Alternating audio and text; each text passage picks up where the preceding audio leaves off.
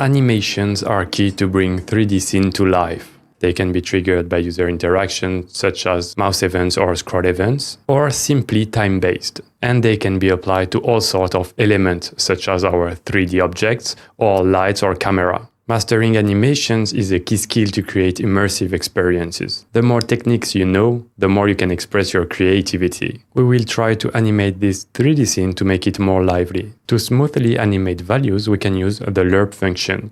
It takes a starting point and an ending point, and an interpolation factor, which is a value between 0 and 1, to say if we are closer to the x or the y value. Let's try to use it to animate our box. In the first section, let's go to animated box, and we will try to animate it over time. As usual, we will be using the useFrame function to animate our content over the frames. Because we want to animate it over time, we will use the clock from the state, and we'll get the number of seconds elapsed. We store it into seconds is equal to clock dot get elapsed time, and because it's a decimal, we can use parse int to get the actual second. Then our component has box positions prop. Let's look what we have. We have an array of different positions that we will iterate through over time. So we have our current position, which is the one at the 0 index. We will find the target position based on the seconds. So it's box positions of seconds modulo box positions dot length. That way, when the number of seconds will go over the number of box positions available, it will start back to 0. Now we have our new position, we just have to apply it. So box.current.position.x is equal to target position.x. We do the same for the y and z position. By doing this, the box is correctly moving to its new position, but it's not smooth. To make it smoothly go to its new position, we will lerp into that value. We need to use 3.mathutils.lerp, the value from we are starting, so box.current.position.x, and the target position. Then the interpolation factor will be using 0.05. We do the same for the other coordinates. I will copy paste and replace the axis, so y and z. And let's not forget to import a 3. Now our box are nicely going from one position to its new position. Because the position is a vector 3, it already contains a lerp method, so we don't need to do it. Instead, we can directly do box.current.position.lerp set to the target position. So it will by default use its position and lerp target that position and the interpolate factor. It still works the same, but it's easier to write. Don't hesitate to play with the interpolation factor or to apply it on rotation and scale. Another very simple way to animate 3D objects with React Refiber is to use the float component from Dry library. You just have to wrap it around the mesh and it will make it float. You can adjust its parameters such as the speed, the rotation intensity, and float intensity. Let's use it on our duck. Go to Experience, find the duck, and we will wrap it inside the float component. Float, import it from React 3 Dry, wrap the duck inside, and we will change its float intensity to 2 and speed to 3. Now our duck looks like an helium balloon and is floating in the air. JSAP is a JavaScript library animation widely used in the web industry. It is easy to use and very powerful. It is not specifically related to 3D, but because it helps us animate values, we can use it in our 3D projects. To install it, run yarn add JSAP, then yarn dev to restart the development server, and we will use it to animate our background color. So go to the background component. We will need to create a timeline. We'll name it TL, and we will store it in a reference, so it's not recreated at every render of our background. To store our background color value, we will create SkyData object. We will store it into a reference, and we will set the starting color to 31, 31, 31, which is a dark gray. Let's create our JSAP timeline inside a use effect. We will make it happen at the first rendering of the component, so an empty array of dependencies. And timeline.current is equal to JSAP.timeline. Be sure that the import works correctly. We will be using the to from JSAP to animate our color value. So on our timeline, timeline.current.to, we have access to that method. We need to tell on what we want to apply it. So it's sky_data.current. Then the second parameter is an object of settings, the duration. We will set it to 1 second. And we can put the name of the property we want to update. For us, it's the color property. So color, we will set it to the color of our choice. Then we will do it again. So you can copy paste it. A second animation to a new color. So in total, we have 3 different colors. The first one at the starting point. Then we have this one. And after, the last one. This is because later, if we go to our app, we want to follow the scroll and we have 3 different pages. Now our timeline will automatically update the color inside the sky data. We need to apply it to our material. So in a use frame, we will first check that our timeline is correctly initiated. So if we don't have timeline.current, we will return.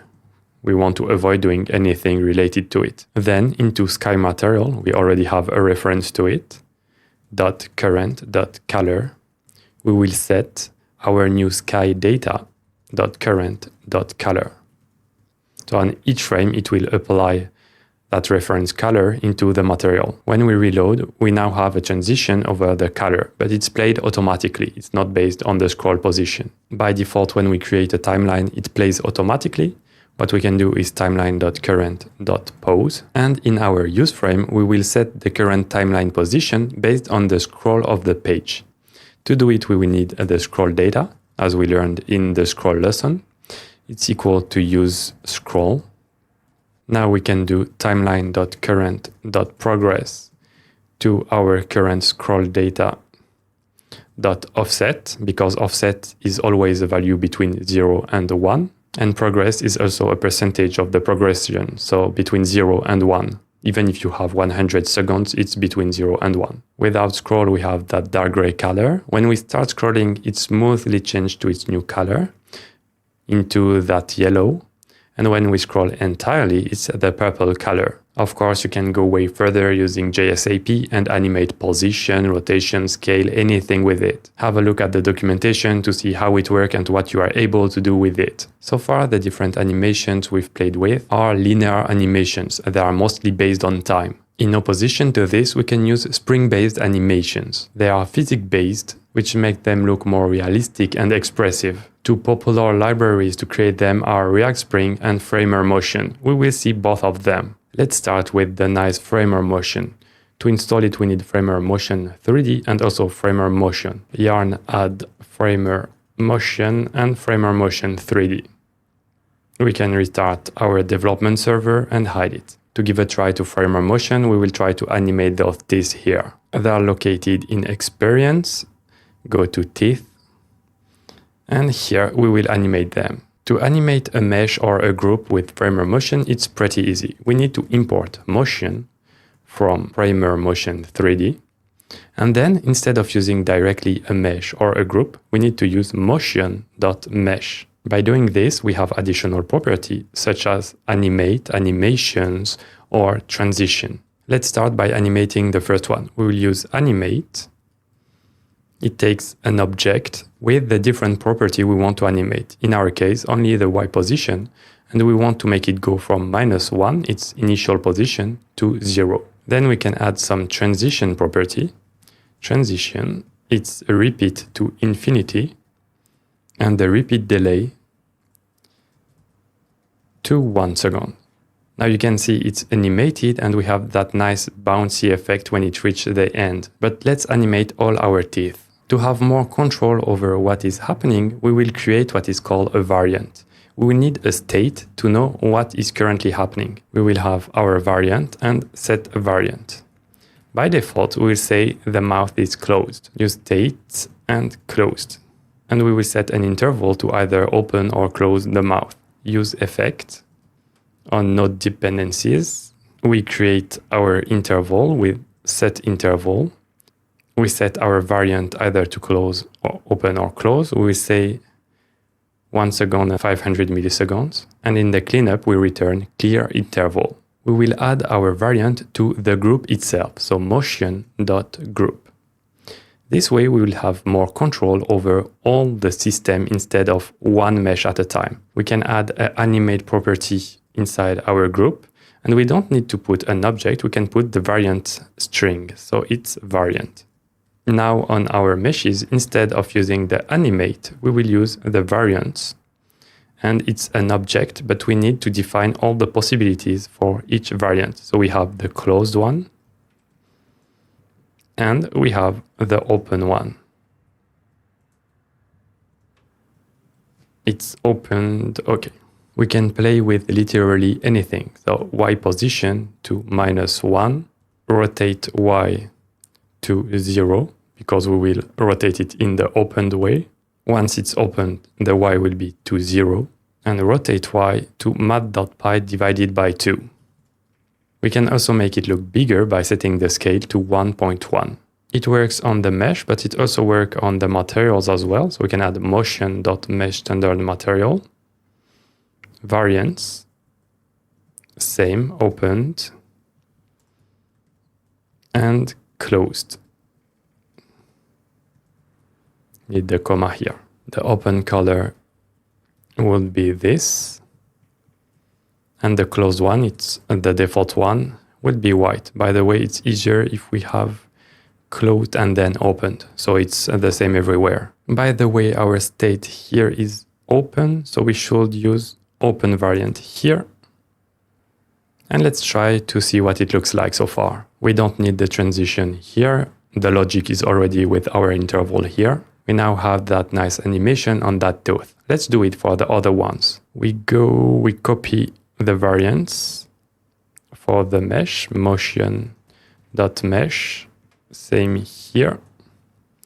We copy it, we save, and we adjust the positions. This one by default is at 1, so it's 1 and 0, while this one is at -1, -1. Perfect. Let's make the one in the middle bigger by 1.2. We can do the same for the colors. Here, don't forget to add the motion every time. Let's change the color for this one. Then let's do the same for the last material. Here, and change the color. Now the animation is correctly working and they are synchronous. We can fine-tune the animation either by setting it up in the transition property, or we can do it globally in our project with the motion config wrapper. So it applies on everything you wrap inside. Here we are only using Framer Motion in that component, but when your whole project relies on it, you might have to put it either on app or in experience file. Let's set the transition to whatever we like. We'll keep the type to spring. We can have it time-based also if we want. We can impact the mass, the stiffness, and the damping. Have a look at the documentation to see all the options available and what values you can put. Now you can see our animation is pretty different, but we only change the physics settings. Now let's try to animate that red mesh here using React Spring. We are using React Spring and Framer Motion in the same project because it is a tutorial. As they are pretty similar, you have to choose between one or the latter. It's up to what you prefer using and to your project. To install it, we need to add React Spring 3. Let's run it in the console. Restart the development server and hide it. And go to our last section. Here, animated dodecahedron. The main difference between Framer Motion and React Spring is that instead of putting the animation values inside properties, we will need to use their hook, use Spring. But you can see Framer Motion also have this hook. So use Spring, you set the from values. Let's use the one we already have. So it's x minus 1, y is 1. We will play with the rotation. So let's say rotation x to 0 and rotation z to 0 to animate them in the 2. Then in our object property, we will add the 2. It will be this time an array with objects which are the same format that this one. So X, 1, Y, 1, and we can set the delay between the two animation. Let's say 500. And let's play with the position and rotation to create a nice animation. To get our values, we go here. We can destructurate them from useSpring. We have the X, Y, rotation X, and rotation Z.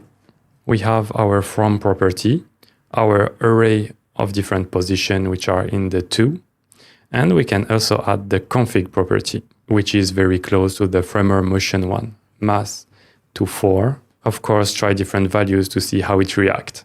We can also define if it loops by setting loop to true, and if it's immediate. Let's set it to true. Otherwise, you would have to start the animation manually. We will apply those animation on our group. Instead of motion dot like Framer Motion, we will use animated dot. And animated also come from React Spring 3. Animated. As you can see, the logic is very similar. Then we have to change our properties directly. Position X will be our Spring value here from useSpring. Same for the Y. And we add our rotation X to rotation X and rotation Z to rotation Z. Now, if we try to play it, the animation is not working. If we look at the console, we have an error here. This is because we installed the latest version of React Spring. But Dry Library also uses React Spring 3. So it's conflicting with the version that we installed. To find what version is conflicting and the right version to use, let's go to yarn.lock, search for @React 3 Dry, and to search inside it to React Spring 3. You can see it's using that version. So let's install this one instead. Yarn add @React Spring /3 to define the version, and we pasted the version. Now we can restart our development server, have a look at our package.json, and we have that version installed. Now our animation is working correctly, and we don't have two versions of React Spring. This is a very raw overview of JSAP, Framer Motion, and React Spring. I highly encourage you to read the documentation to see all the possibilities they have and to look at examples to learn more.